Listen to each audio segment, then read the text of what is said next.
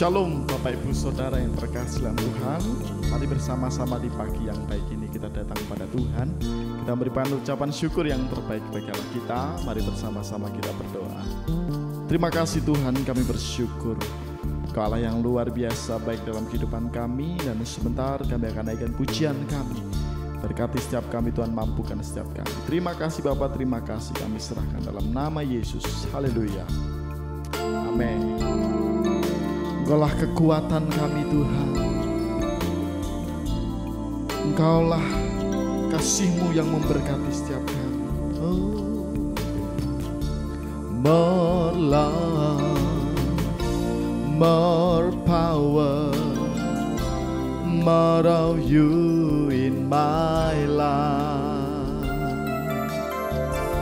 More love, more power, more of you in my life. I will worship you with all of my heart. I will worship you with all of my mind. And I will worship you with all of my strength. You are my God. You are my God. Kasih-Mu, kuasa-Mu, kasih-Mu, kuasa-Mu bertambah dalamku. Kasih-Mu, kuasa-Mu, kasih-Mu, kuasa-Mu bertambah dalamku. Segenap hatiku memuji Engkau, segenap jiwaku memuji Engkau, segenap kekuatanku memuji Engkau, Allah Tuhan. Kau Tuhanku, segenap hatiku, segenap hatiku memuji Engkau, segenap jiwaku memuji Engkau, segenap hatiku memuji Engkau. Kaulah Tuhan,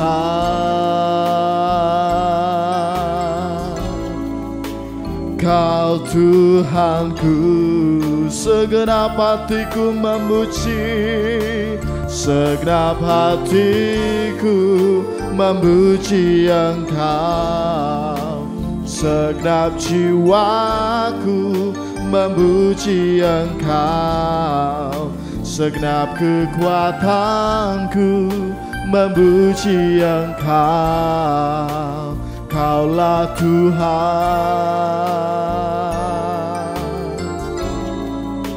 Kau Tuhanku, Kaulah Tuhan, Kau Tuhanku, Kaulah Tuhan,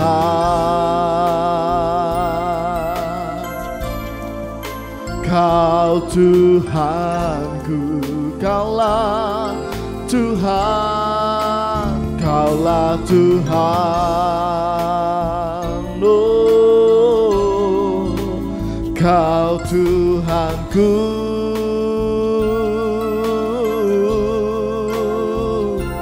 Kami menyembah-Mu Tuhan, Allah yang hidup.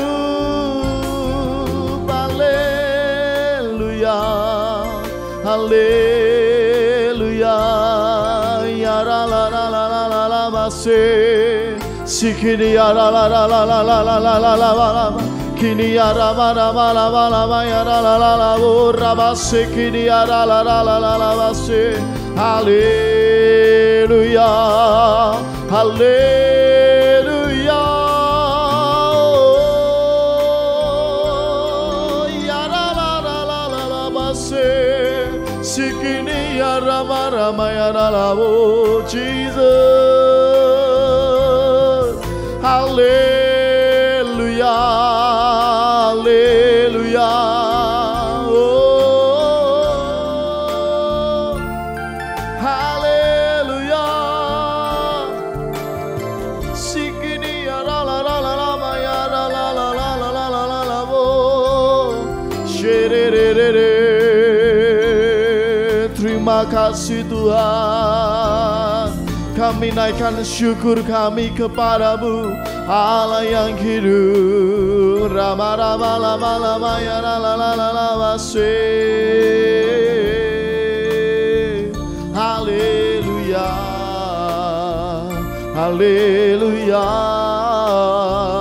Oh, ya rama rama ya la la la la la la wase. Terima kasih Tuhan, haleluya, haleluya. Kini ada la la la la la masih. Oh, terima kasih Bapa. Kami bersyukur Tuhan, kasih-Mu di dalam hidup kami semakin hari semakin bertambah, menjadi kekuatan bagi setiap kami. Sebentar kami akan mendengarkan kebenaran firman-Mu. Berkati setiap kami Tuhan, sehingga kami boleh melakukannya. Terima kasih Bapa, terima kasih dalam nama Yesus. Haleluya, amin. Shalom Bapak Ibu yang dikasihi Tuhan. Pagi hari ini kita akan belajar tentang tanda-tanda zaman. Hari-hari ini banyak dilansir berita bahwa pembangunan Bait Suci yang ketiga akan segera dimulai. Berita yang beredar bahwa altar dan sapi merah sudah tersedia. Temple Institute telah berhasil mengatasi rintangan besar mereka dalam rencana membangun Bait Suci ini, yaitu sapi merah yang didatangkan dari Texas, Amerika Serikat. Sapi merah yang disebut datang dari Texas itu ternyata bukan sapi sembarangan. Pasalnya, momen itu dinyatakan sebagai kelahiran anak sapi merah pertama kali dalam 2000 tahun terakhir dan dikaitkan dengan kedatangan Kristus kedua kali. Di masa lalu, sulit untuk mendapatkan sapi betina merah yang tidak bercacat.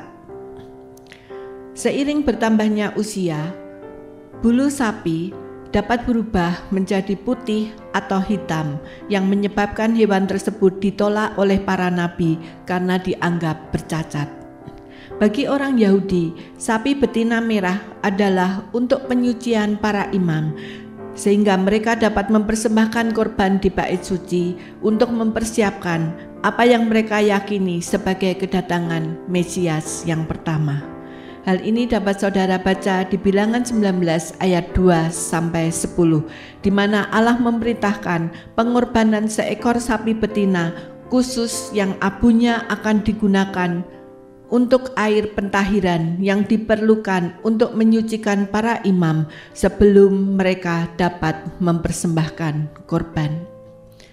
Berbicara tentang Bait Suci, Bait Suci yang pertama dibangun oleh Salomo pada tahun keempat pemerintahannya, yaitu 480 tahun setelah Israel keluar dari Mesir.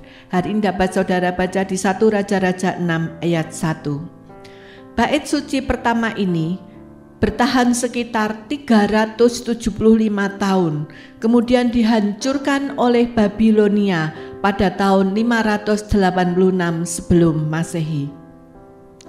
Kemudian Bait Suci yang kedua dibangun di atas lokasi Bait Suci yang pertama setelah kembalinya orang-orang Yahudi dari pembuangan di Babilonia sekitar tahun 535 sampai 515 sebelum Masehi.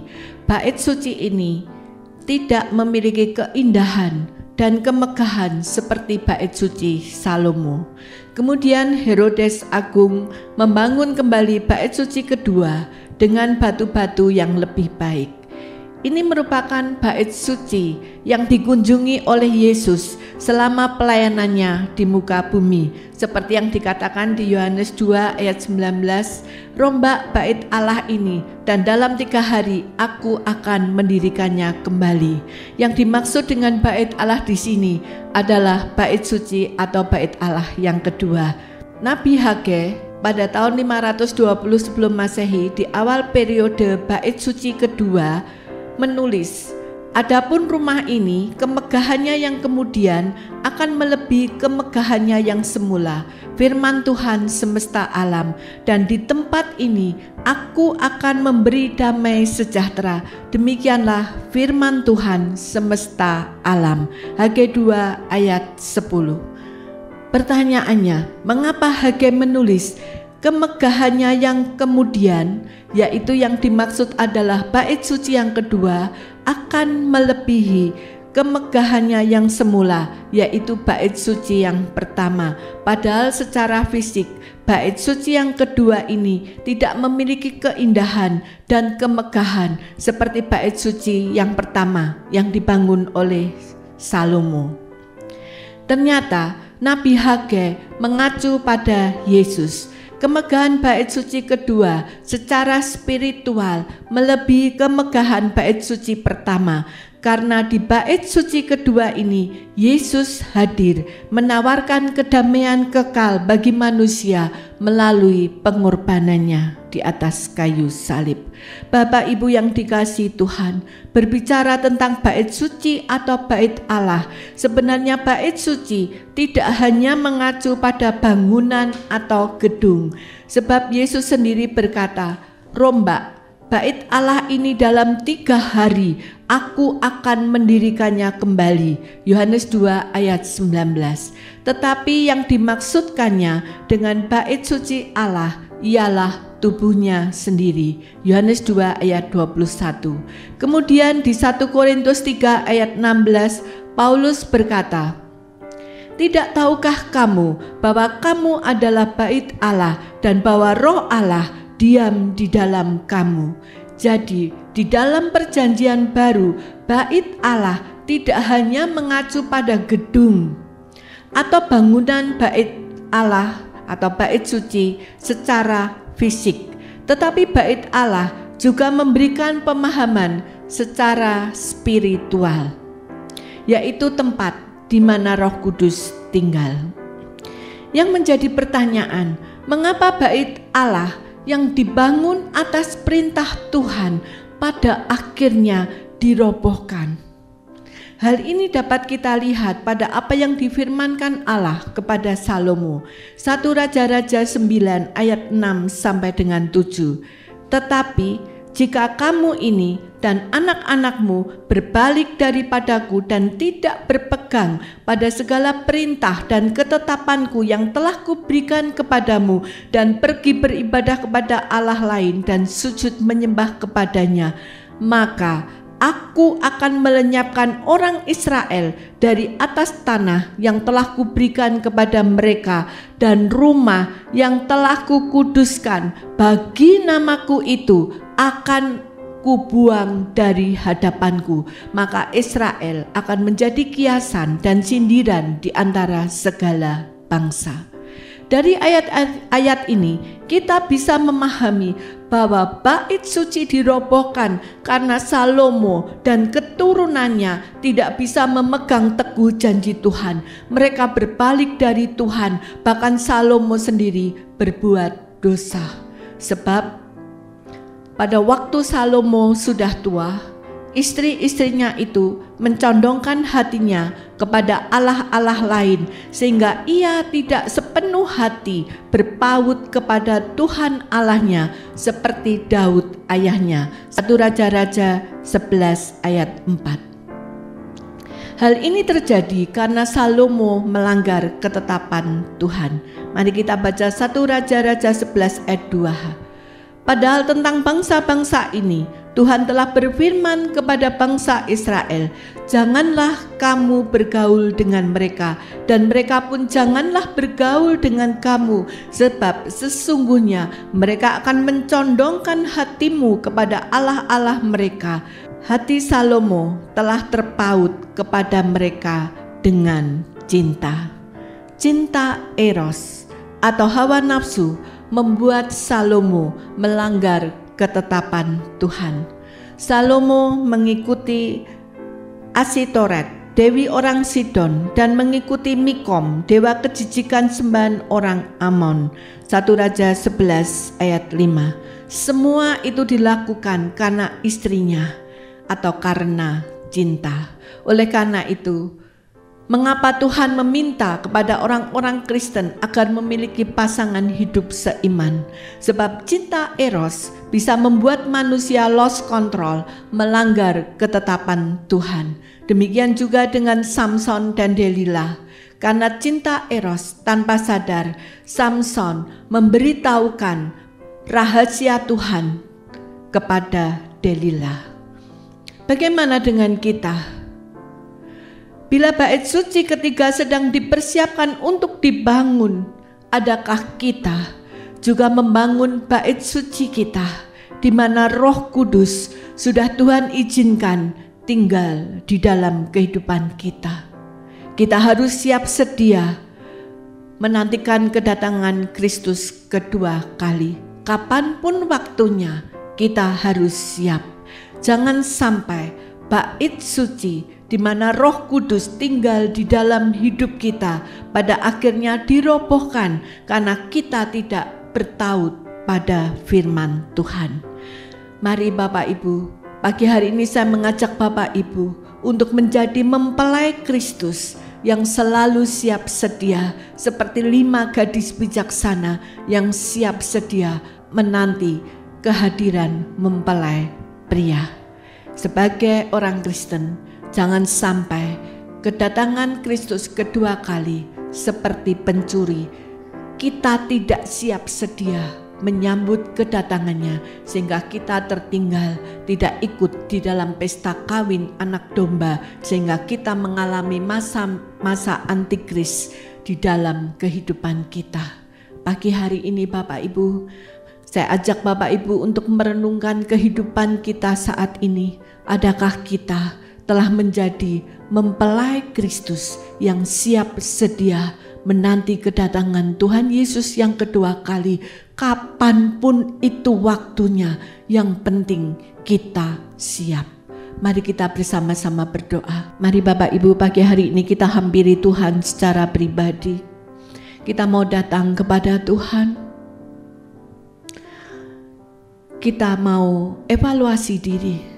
Adakah hidup kita sudah senantiasa bertaut kepada Tuhan, ataukah secara mulut kita berkata sebagai orang Kristen, kita mengatakan kita anak-anak Tuhan, tetapi hidup kita jauh daripada kebenaran firman Tuhan, karena kita tidak pernah bertaut kepada firman Tuhan.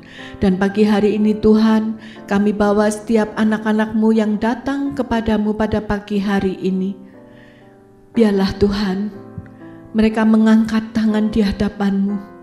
Mereka menyatakan kerinduannya untuk terus bertaut kepadamu Tuhan. Sehingga kami boleh menjadi mempelai-mempelai wanita Kristus yang siap sedia. Apapun keadaannya, apapun situasinya, kami mau menjadi 5 gadis yang bijaksana, selalu siap menantikan kedatangan Kristus yang kedua kali, karena kami tahu di dalam nama Yesus Kristus ada berkat, ada anugerah yang dahsyat dan luar biasa, sehingga kami bisa ikut ambil bagian di dalam pesta perkawinan anak domba. Terima kasih Bapa, di dalam nama Yesus kami serahkan setiap anak-anak-Mu hanya ke dalam tangan kasih-Mu. Dalam nama Tuhan Yesus kami berdoa dan mengucap syukur. Haleluya. Amin.